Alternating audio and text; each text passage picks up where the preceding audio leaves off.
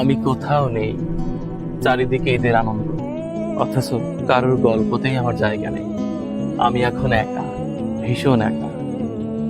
আমার বাড়ি, আমার গাড়ি, আমার জায়গা, আমার জমি, আমার আত্মীয় স্বজন, আমার বংশের মানুষ, কেউ এখন আমার নয়। আমি এখন কারোর নয়। বাড়ি ভর্তি মানুষ, সবাই নতুন পোশাক নিয়ে কথা বলছে, খাবার নিয়ে কথা বলছে, ঈদের আনন্দ ভাগাভাগি করছে। ঈদ কিংবা কোনো উৎসবে কারোর কোনো কিছু ঘাটতি রাখিনি, অথচ আমার সমাধিটা তৃণলতায় ভরা, কারো চোখে পড়েনি। কবর এমনিতে অন্ধকার, তারপরও এটি যেন আরো বেশি অন্ধকার করেছে লতাপাতা। দেখুন একবার, আমি কারোর আলোচনার মধ্যে এখন আর নেই। আমার কথা কেউ এখন আর ভাবে না।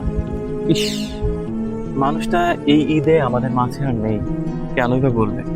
আমি সবকিছু আপন ভেবেছি, ভেবেছি আমার সন্তান, আমার স্ত্রী, আমার পুত্র, আমার কন্যা, আমার আত্মীয় স্বজন, আমার বংশের মানুষ, আমার গ্রামের মানুষ, অথচ সবার কাছে আমি ছিলাম একটা প্রয়োজনের নাম। আমি পৃথিবীর এই মায়া বুঝতে পারিনি। আমি যখন পৃথিবীতে ছিলাম তখন আমি বিভৎস এক মায়ার জালে বন্দী ছিলাম।